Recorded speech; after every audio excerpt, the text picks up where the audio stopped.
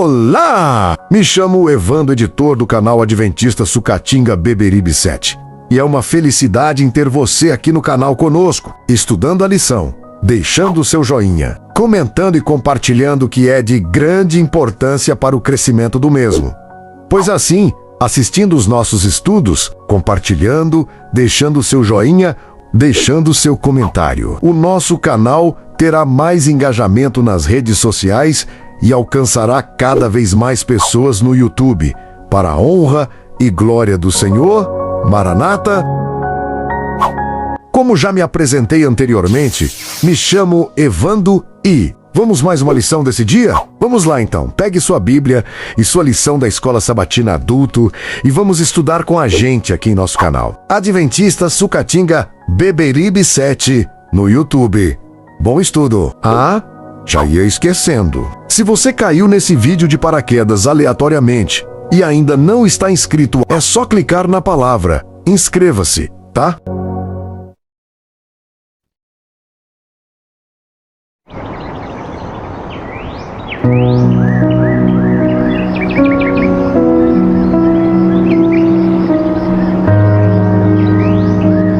Porque todo que se exalta será humilhado, e o que se humilha será exaltado. Lucas 14, versículo 11. Senhor nosso Deus e Pai, hoje chegamos ao momento de recapitular e aprofundar tudo o que estudamos ao longo desta semana. E queremos começar te agradecendo. Obrigado por cada dia, por cada mensagem, por cada verdade que o Senhor revelou ao nosso coração. Ajuda-nos, Senhor, agora a enxergar além da superfície. Dá-nos discernimento para compreender melhor, sensibilidade para ouvir Tua voz com mais clareza e humildade para aceitar aquilo que precisa ser transformado em nós.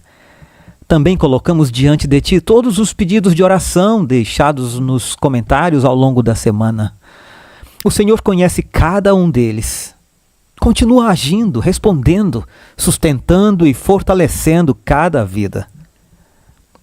Recebe, Pai, a nossa gratidão por tudo e conduz este momento de revisão e de aprofundamento em nome de Jesus. Amém. Seja muito bem-vindo. Estamos no canal para que todos saibam. Eu sou o professor Alan Robson. Hoje é sexta-feira, dia 17 de abril. Dia de recapitulação, dia de aprofundarmos em alguns pontos específicos que a autora da lição pontuou para nós. O tema desta semana, orgulho e humildade.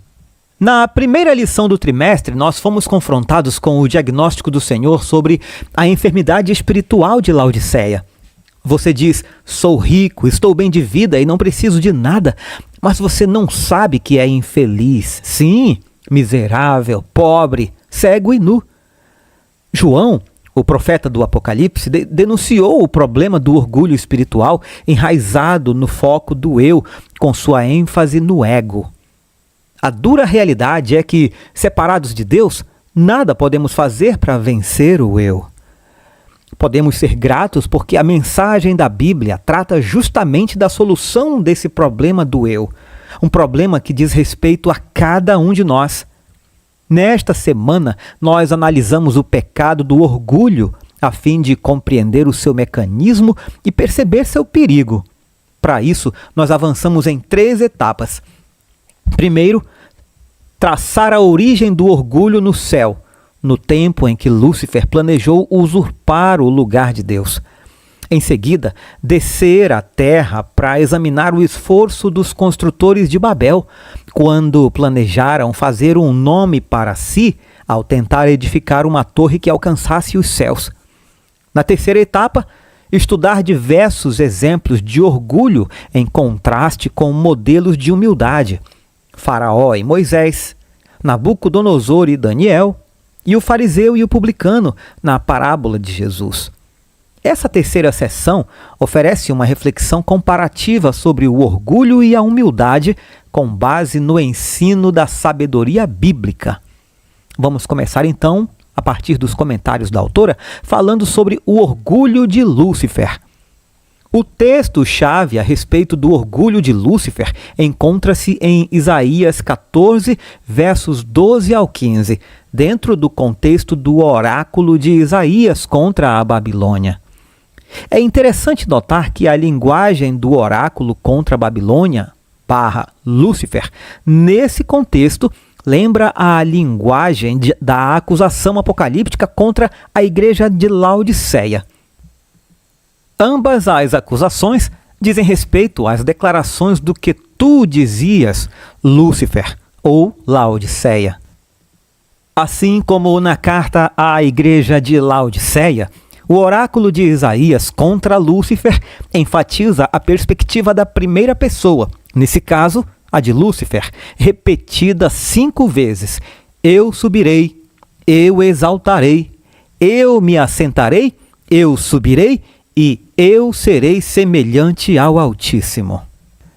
E, também como na carta à igreja de Laodiceia, o oráculo de Isaías marca um ponto de virada inesperado ao predizer: você descerá ao mundo dos mortos. Em ambas as profecias, os autores inspirados descrevem um cenário de vanglória, indicado pelo orgulhoso eu, o qual é inequivocamente condenado. Com esse pano de fundo em mente, vamos voltar agora para a história da queda de Lúcifer. Essa história está repleta de lições espirituais. Vamos analisá-la ponto a ponto. E o primeiro ponto que vamos analisar, o nome de Lúcifer. O problema de Lúcifer está implícito em seu nome. Lúcifer, que deriva do latim lux ferre, portador de luz, é a tradução do nome hebraico Heilal, luz, que ecoa a exclamação de adoração divina Aleluia. Assim, como a semântica de seu nome sugere, a intenção profunda de Lúcifer, isto é, o que ele buscava em seu coração, era ser adorado. O segundo ponto, sua ascensão. Para ser adorado, Lúcifer buscava subir de onde estava até o lugar de Deus, que ficava acima. O movimento de ascensão se repete várias vezes para dar ênfase. Primeiro, o verbo-chave que descreve a sua ação, alá, subir, é usado 2 vezes, como o primeiro e o último verbo da série de ações nas frases subirei ao céu, em Isaías 14, verso 13, e subirei acima das mais altas nuvens, em Isaías 14, 14. Esse movimento de subida ressoa ainda no verbo arim, eu exaltarei, que significa literalmente levar para cima, referindo-se ao trono de Lúcifer. Assim, Lúcifer pretendia de forma audaciosa elevar seu trono acima das estrelas de Deus, isto é, acima das estrelas mais altas. O próximo ponto, o lugar de destino pretendido. Lúcifer tinha como objetivo alcançar o monte da congregação. A passagem paralela em Ezequiel 28 refere-se ao Santo Monte de Deus, que designa o lugar do templo de Deus, onde o povo de Deus se reúne para adorá-lo. Isaías 14, verso 13, especifica de fato que esse lugar está situado nas extremidades do norte, um superlativo para o ponto mais elevado, o próprio lugar de Deus, onde ele é adorado no céu. A mesma expressão aparece no Salmo 48 para designar o lugar do templo, em Salmo 48, verso 2.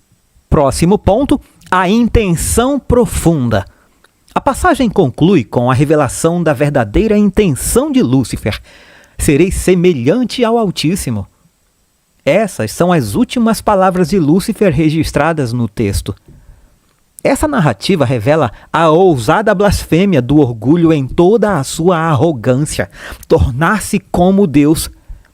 A conclusão traz o alerta quanto ao resultado. O orgulho que buscou usurpar o lugar mais elevado do céu, o lugar do próprio Deus, levará seu possuidor a terminar infeliz, miserável, pobre, cego e nu, no mais profundo do abismo. Próximo ponto, o orgulho de Babel. A linguagem usada para descrever a obra dos construtores de Babel reflete a do relato da criação, e indicando claramente a intenção deles de suplantar e de se identificar com o próprio Criador.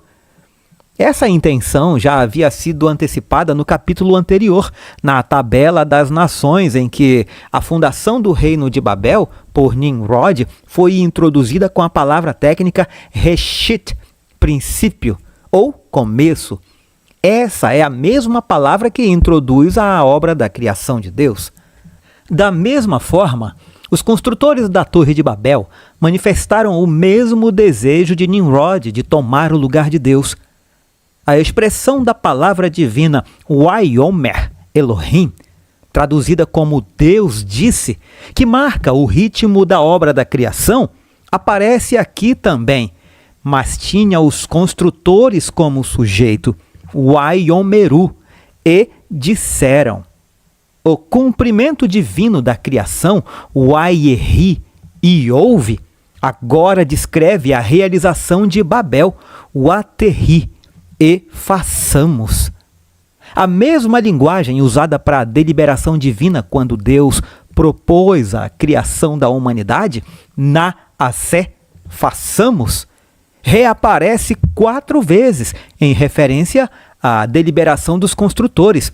Vamos fazer tijolos, vamos queimá-los bem, vamos construir e vamos fazer.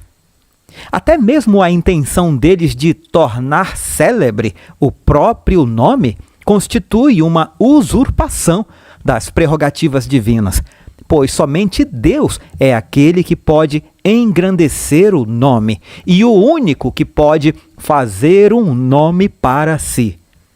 Assim, os construtores de Babel possuem a mesma ambição de Lúcifer. Como Lúcifer, antes deles, queriam subir até o lugar de Deus, a porta de Deus, Bab-El. A história termina com um trocadilho irônico em torno do nome da torre, Bab-El, porta de Deus, nome do empreendimento presunçoso que resultou em Baal, confusão. O próximo ponto explorado pela autora, os orgulhosos e os humildes. A Bíblia não contém um estudo resumido sobre o orgulho e a humildade. Virtudes e falhas são mais bem compreendidas na ação de indivíduos no desenrolar dos acontecimentos.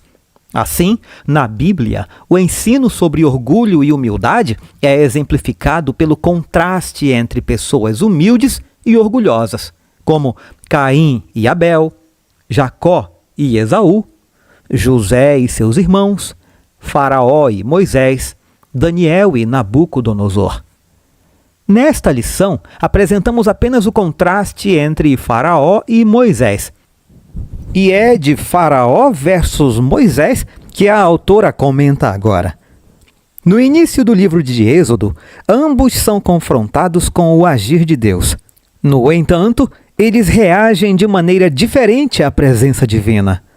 Moisés reage apresentando 2 perguntas. A primeira pergunta centrava-se nele mesmo. Quem sou eu? Moisés se sentia insignificante diante de Deus e incapaz de cumprir a missão para a qual tinha sido chamado. A segunda pergunta de Moisés tem relação com o próprio Deus.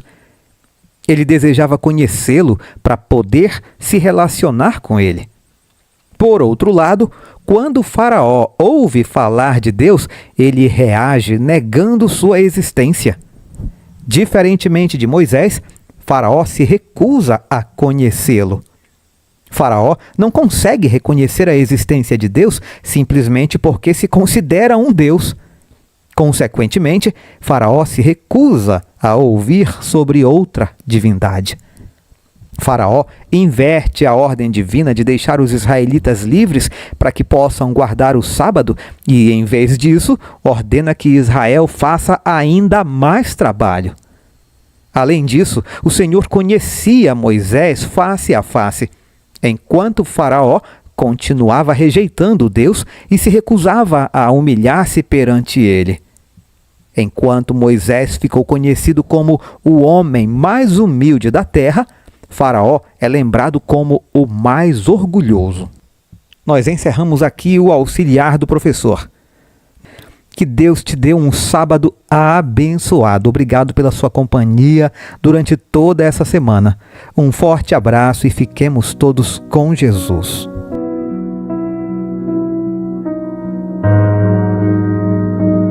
Porque todo que se exalta será humilhado, e o que se humilha será exaltado. Lucas 14, versículo 11.